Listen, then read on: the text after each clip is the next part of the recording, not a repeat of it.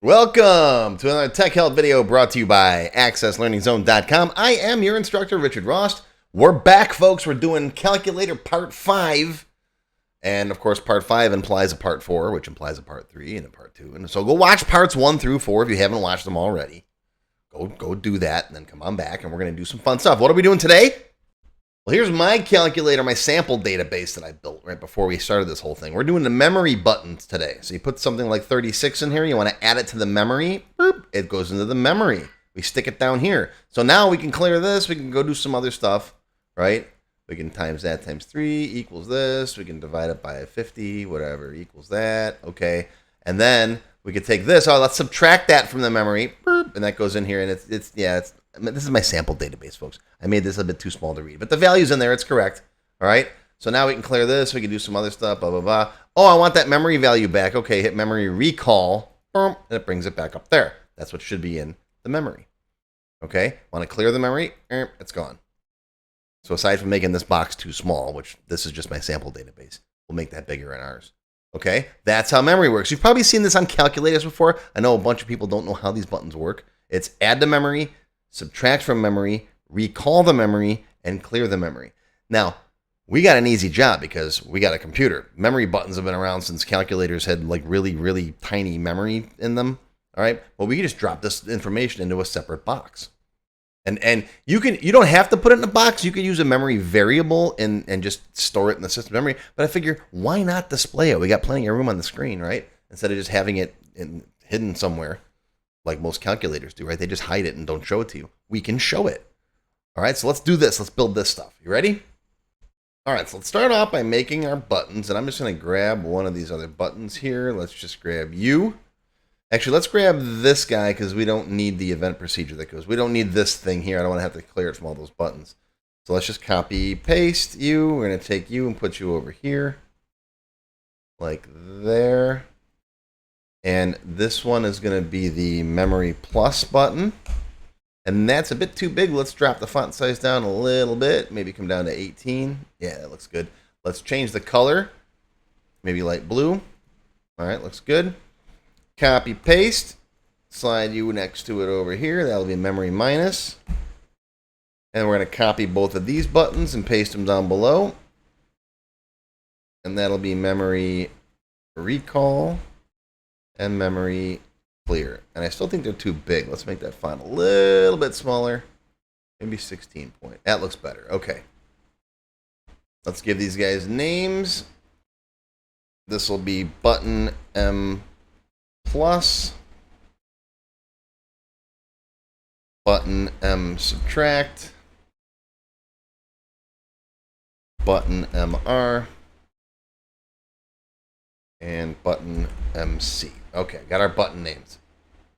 Let's start with button M plus. All right, right click, build event. Okay.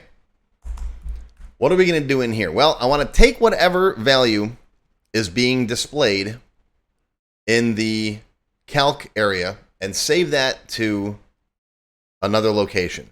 Let's put that location on the form first. I'm going to copy this guy, copy, paste. All right, but it doesn't need to be that big, but it's got to be a little bigger than the one I had because mine was too small. Put it down here. Okay, I'm going to make it unobtrusive though. I'm going to make it so it's let's do a gray background. But then I'm going to make it transparent so it blends in because I changed the background color a lot. Let's make the font small, like 12 point. Mine was too big. Just so the user can see it, right? But we don't want to make it like overpowering. So like that big maybe. All right, maybe stick it, yeah, we'll leave it right down here on the bottom. Okay, so the user can see what's in there. Give them enough room. All right, what are we going to call this guy? Let's call this memory val for the memory value. All right, memory val. Okay, easy enough. So when I hit the M plus, I'm going to take whatever's in here and throw it down here into the memory value. All right, so right click, build event, and it's just as simple as memory val equals whatever's in the calc. All right, the eval. No, not eval. Memory val equals calc. Duh. Eval. Eval is a function. All right, so now if I come in here, all right, save it, close it, whatever, do all that stuff. I put in 85, I say memory plus, burp, it adds it to the to the memory val down here. But I, put in, let me clear this, put in like 36, hit memory plus again. I don't want to replace that. I want to add to it. You can make a memory store button too if you want to, which just overwrites it. That's fine too. I just went with the traditional buttons that are on a calculator. All right. So we want to add to what's in there. Okay. But the problem is that, let me close this and start it over again. All right. If I come in here and say 25 and hit memory plus, the problem is what's in there now is null. And the way null math works, if you watch my null math video, is that if you add anything to null, if you do any kind of calculations with null, the result is always null. That's how null works. I told you to watch my null video in the last class that I talk about is null and is not null and the null functions. But go watch null math. It's really cool. Null behaves weird, and you can do cool things with strings with it too. So go watch this video if you want to learn more. So I don't want to be checking for null values everywhere. So the easiest thing to do is what I'm going to say is I'm going to take whatever's in the calc value and add it to the memory value, but I want to check to see if either one of those things is null, and if it's null, replace it with zeros. Okay, so I'm going to say memory val equals memory val plus calc. Okay, that's to add to whatever's in the memory val. But if either one of these things is null, make them 0. Okay, how do we do that? Well, we do that with the nz function. Nz takes a value, checks to see if it's null, and if it is null, you can make it 0 or any other value. And for example, with strings, you can make it an empty string. For a date, you can set a date value, like January 1st, 1900. NZ, very powerful function. I use it with dlookup all the time. So go watch this if you want to learn more about NZ. All right, so we're going to evaluate memory val. If it's null, make it 0. We're also going to evaluate calc, because that could be 0 too. NZ calc, comma 0. Okay. So now if I come out here, if I'm at a fresh start and I just hit memory plus, I put a 0 in there because they were both null and they both got converted to zeros, right? Okay. Or if I come in here and I just put in 5 and then hit memory plus, I get my 5. And if I keep hitting memory plus, it keeps adding it up. Easy enough, right?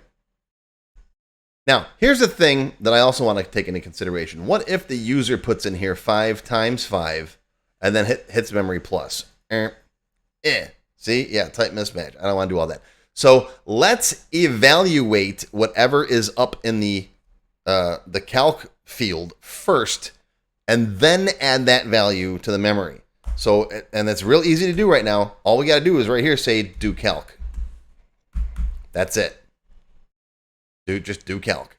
So if they do come in here and put 5 times 5, if I hit memory plus, it's going to evaluate it first and then add that in there. Okay, one little extra step. Okay. Memory minus is going to be the exact same thing, just subtracting. And let me turn that border off. By the way. Little border there. Format, shape outline, transparent. That's all we got to do. All right. Memory minus is the same thing backwards. Take that, paste it in there, change the little plus to, you guessed it, a minus. Save it, close it, we can close that too. All right, open it back up. 6, D3, memory plus. All right, clear it. 12, memory minus. Our memory's got 51 in it now. Easy enough. All right, memory recall and clear is going to be pretty straightforward and simple. Memory recall just takes what's in there and puts it up there, right? Right click, build event, calc equals memory val. And again, check to see if it's null. Okay. And the other one, clearing the memory, is literally going to be just setting it to null. Memory val equals null. Save it. Quick debug compile. Close it down. Open it up. All right. 9 times 3 equals 27. Memory plus. Clear. 12. Negative 12 plus 6 equals minus 6. Memory minus. Now we're at 33. Right? If you subtract a negative, it adds it. Right? Yeah. And see, that's the cool thing about the eval function is we don't have to worry about all those weird math rules. Eval handles it all for us. Isn't that wonderful? All right. Memory recall. Give me that 33. And then memory clear. Goodbye. So there you go. There's your memory buttons. All right. In the next lesson, part 6, I'm going to teach you a way to have that memory stick around. So even if you close the form and reopen it, it comes back. See, watch with mine. Right? If I come in here, I put in 36, and then let me clear the memory first because I had that other value in there. See, it kept it even though I closed it. Add it to memory, close it, open the form back again. It still kept its memory. I'll teach you how to do that in the next lesson. All right, wardrobe change. Let's come in here. What are we going to do? We did a bunch of colors. Let's go with, what haven't we used yet? Let's go back to this blue color. I like that.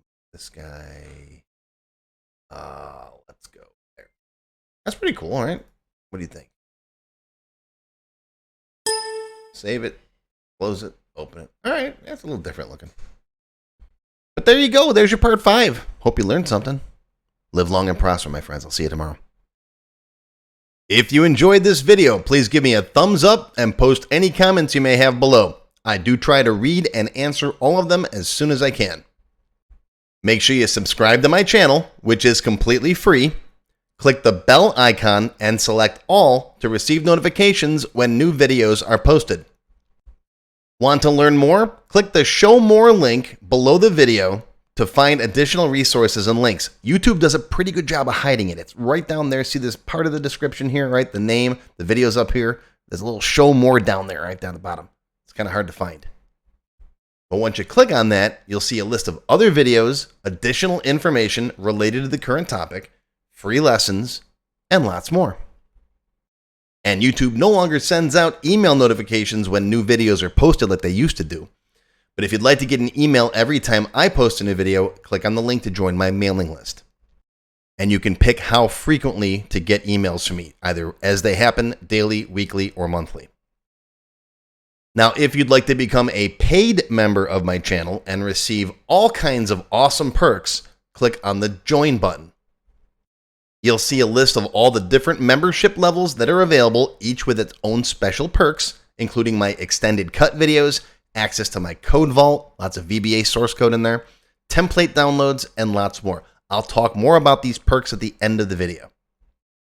Even if you don't want to commit to becoming a paid member and you'd like to help support my work, please feel free to click on the tip jar link.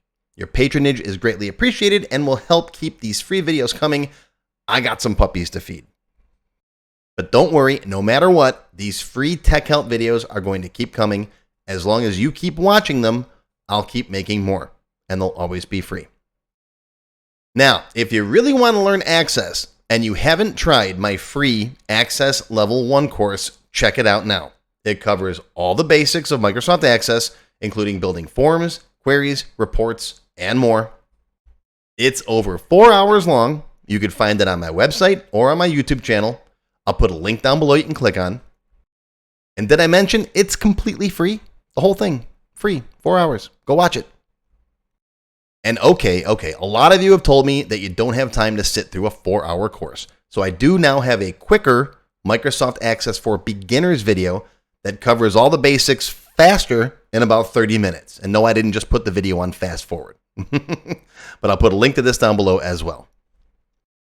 Now, if you like level 1, level 2 is just $1. That's it, $1. And that's another whole 90-minute course. Level 2 is also free for paid members of any level, including supporters. So if you're a member, go watch level 2. It's free. Okay, want to get your question answered in a video just like this one? Visit my tech help page and send me your question there. Members get priority, of course. While I do try to read and respond to all of the comments posted below in the comments section, I only have time to go through them briefly a couple of times a month, and sometimes I get thousands of them.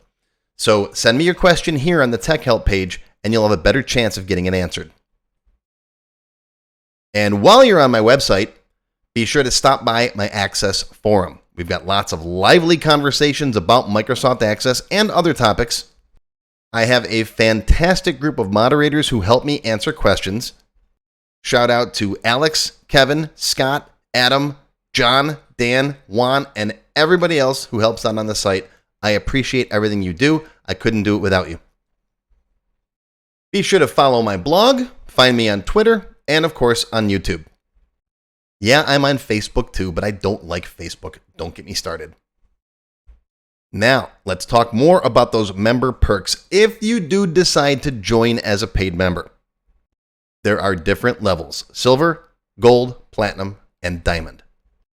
Silver members and up get access to all of my extended cut tech help videos, one free beginner class every month, and some other perks. Gold members get all the previous perks plus access to download the sample databases that I build in my tech help videos, plus access to my code vault where I keep tons of different functions that I use, the code that I build in most of the videos. You'll also get higher priority if you do submit any tech help questions. Now, answers are never guaranteed, but you do go higher in the list for me to read them. And if I like your question, you got a good chance of it being answered. You'll also get one free expert level class each month after you've finished the beginner series. Platinum members get all the previous perks plus even higher priority for tech help questions.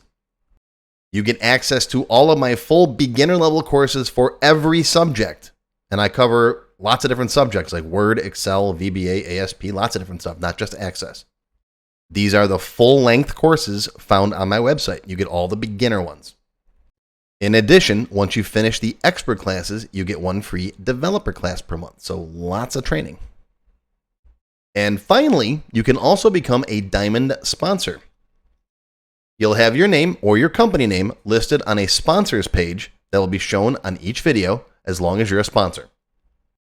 You'll get a shout out in the video and a link to your website or product in the text below the video and on my website. So that's it. Once again, my name is Richard Rost. Thank you for watching this video brought to you by accesslearningzone.com. I hope you enjoyed. I hope you learned something today. Live long and prosper, my friends. I'll see you again soon.